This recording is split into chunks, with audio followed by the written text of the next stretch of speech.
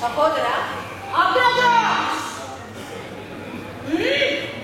ಪಾಂಚಾಲಿ ಸಮಾಚಾರಗಳು ಅಣ್ಣನೇ ಸಿಕ್ಕಾಗಿರುವರು ಹೇಗೆ? ಈಗ ಬಿಡುಗಡೆಯ ಪ್ರಶ್ನೆಗೆ ಸರಿಯಾದ ಉತ್ತರವನ್ನು ಕೊಡುತ್ತೇನೆ. ಅಗ್ರಜ ಸಮಯಕ್ಕೆ ಸರಿಯಾಗಿ ಬಂದೆ. ನನಗೆ ಯಾರಲ್ಲಿಯೂ ಕೋಪವಿಲ್ಲ. ಅರ್ಜುನ ಸಮ್ಮುಖದಲ್ಲಿ ಒಂದು ಮಾತನ್ನು ತಿಳಿಸಬೇಕಿದೆ. ಅದನ್ನು ಈಗಲೇ ನಿಮ್ಮಿಬ್ಬರ ಸಮ್ಮುಖದಲ್ಲಿ ತಿಳಿಸುವೆನು. ಈ ಸಂಧಿಯ ಪ್ರಸ್ತಾಪವು ನನಗೆ ಉಚಿತವಾಗಿ ತೋರಬಹುದು. ಅರ್ಜುನನು ಅನುವಾಸಬಹುದು.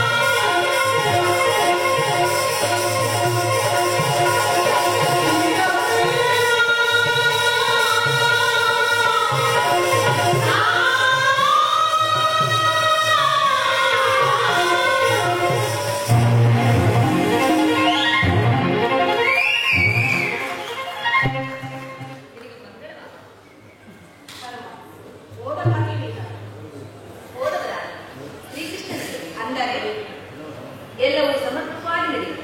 ಸಂಧಿ ವಿಚಾರವು ನಡೆಯಿತಷ್ಟೇ. ನಡೆಯಿತು. ಅವರ ಇಚ್ಛೆಯನ್ನೇ ಅವರು ನಡೆಯಲಿ. ಸ್ವಲ್ಪ ನಡೆಯಿರಿ. ಮೊದಲು ನಮ್ಮ ಅಣ್ಣನ ಮಾತು ಮುಗಿ. ನಿಮ್ಮ ಅಣ್ಣನ ಮಾತು ಮುಗಿಯುವವರೆಗೆ ನಮ್ಮ ತಾಳ್ಮೆಯ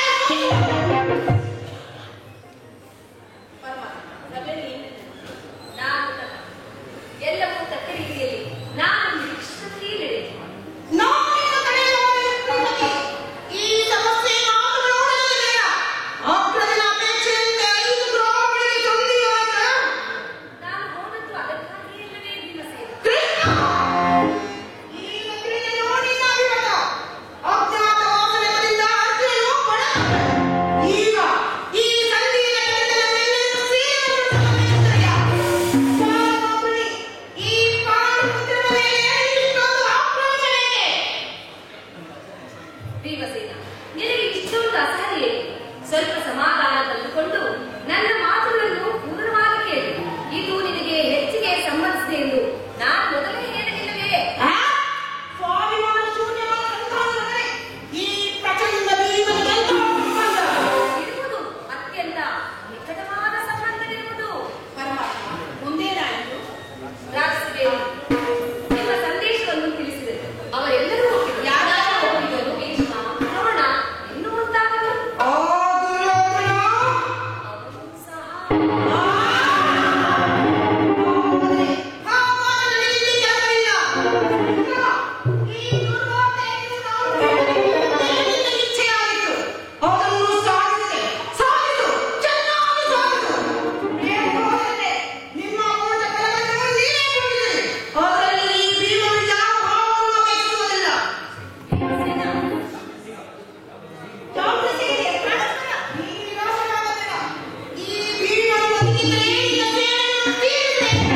ಭೀಮಸೇನ, ಸ್ವಲ್ಪ ನಿಲ್ಲಯ್ಯ. ನಿನಗೆ ಇಷ್ಟೊಂದು ಅಸಹನೆ ಏಕೆ? ಇಷ್ಟೊಂದು ಅಸಹನೆ ಇಲ್ಲದಿದ್ದರೆ ಆ ರಕ್ಕಸಿನಾಡುವುದು ಹೇಗೆ ಸಾಧ್ಯ? ಸ್ವಲ್ಪ ಸಮಾಧಾನ ತಂದುಕೊಂಡು ನನ್ನ ಮಾತುಗಳನ್ನು ಪೂರ್ಣವಾಗಿ ಕೇಳು. ಕೃಷ್ಣ ಸುಮ್ಮನೆ ಕಾಡಬೇಡ. ಈ ಕನ್ಯೆಯ ಸುದ್ದಿ ವಾಪಸ್ ಸಮಾಚಾರ ಬಂದಿರುವುದು. ಆ ದುರ್ಯೋಧನನು ನಿನಗೊಂದು ಸಂದೇಶವನ್ನು ಕಳಿಸಿದನು. ಆ ದುರ್ಯೋಧನ ಸಂದೇಶ. ಹಾಗಾದರೆ ಉದ್ದೇಶವು ಸಂಧಿಯಾಗಲಾರದು. ಏನೋ ಸಂದೇಶ? ಅದನ್ನು ಹೇಳುವ ಮೊದಲು ನೀನು ನನ್ನ ಬಳಿಯಲ್ಲಿ ಕೈಕಟ್ಟಿಕೊಂಡು ಹೀಗೆ ಕುಳಿತುಕೊಳ್ಳಬೇಕು. ಇಲ್ಲ ನೀಡಿದ್ದಂತೆ ಹೇಳಿದ್ರು. ನೀನು ಕುಳಿತುಕೊಳ್ಳದ ಹೊರತು ನಾನು ಹೇಳುವುದಿಲ್ಲ ಭೀಮಸೇನ. ಈ ಪರಿವರ್ತನೆ ಕೃಷ್ಣ. ನಿನ್ನನ್ನು ಕಂಡರೆ ನನಗಷ್ಟೊಂದು ಭಯವಾಗುವುದಯ್ಯ. ಆ ಗದೆಯನ್ನು ಸ್ವಲ್ಪ ದೂರವಾಗಿಟ್ಟು ನನ್ನ ಪಾಶದಲ್ಲಿ ನನ್ನ ಬಳಿ ಕೈಕಟ್ಟಿಕೊಂಡು ಕುಳಿತು. ಆಗ ನಿನಗೆ ಪ್ರಿಯವಾದ ವಿಚಾರವನ್ನು ತಿಳಿಸುತ್ತೇನೆ. ಇದೋ ಕೃಷ್ಣ, ನಿನ್ನ ಅಪೇಕ್ಷೆಯಂತೆ ನಾನು ಕುಳಿತುಕೊಳ್ಳುವೆನು. ಈಗಲಾದರೂ ಹೇಳು, ಏನೋ ಸಂದೇಶ? ನೀನು ಕೋಪ ಮಾಡುವುದಿಲ್ಲವಷ್ಟೇ. ಅದು ಆಗಲಿ. ಹಾಗಾದರೆ ನೀನು ನನ್ನ ಬಂದಿ. ಅದು ಕ್ಷಣಕಾಲ ಮಾತ್ರ.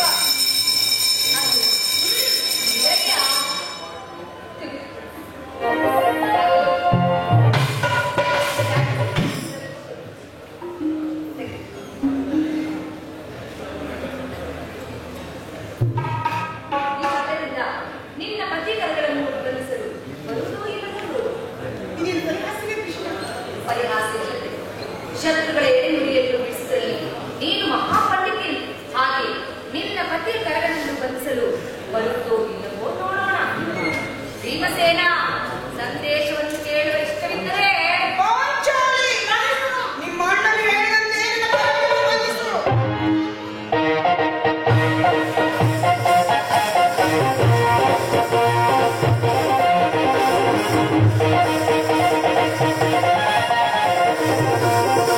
ಈಗ ಕೇಳಿ. ಈಗ ನಿರ್ಭಯವಾಯಿತು. ಈಗ ಕೇಳಿ. ಭೀಮನನ್ನು ಬಂಧಿಸುವಾಗ ಈಗಿನ ರಾತ್ರಿಯಲ್ಲಿ ನನ್ನ ಅಂಗಾರಗಳನ್ನು ಬಂಧಿಸಲು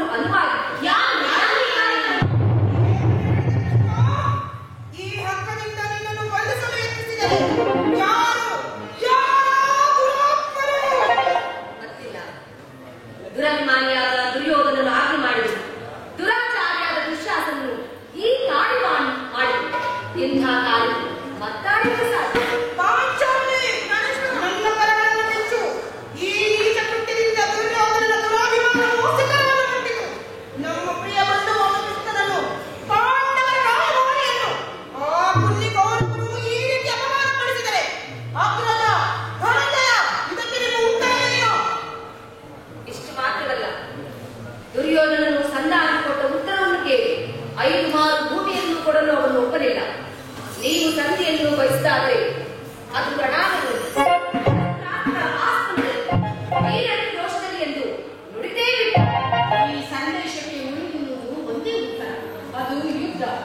ಪರಮಾತ್ಮ, ನೀನೇ ತಿಳಿದಿರಿ, ನಾನು ಈ ಯುದ್ಧವನ್ನು ಎಂದು ಅಪೇಕ್ಷೆ ಪಟ್ಟವನಲ್ಲವೆಂದು, ಸಂಧಿಗಾಗಿ ಸರ್ವ ಪ್ರಯತ್ನ ಮಾಡುವನೆಂದು. ಪಾಂಚಾಲಿ, ನನ್ನ ಕೈಯನ್ನು ಬಿಚ್ಚು. ಅಗ್ರಜ, ಅಗ್ರಜ, ಯಾರು ಬಿಚ್ಚುವುದಿಲ್ಲವೇ? ಬೇಡ, ಯಾರು ಬೇಡ, ರಾಮನೇ ಬಿಚ್ಚು.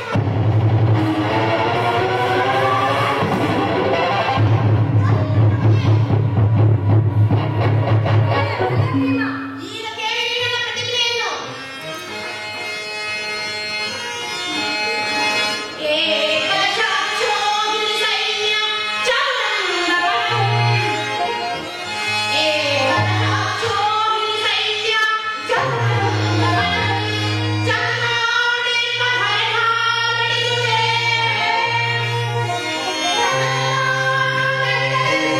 ಗೋಪುರ ಕಡಲುಗಳ ಮೇಲೆ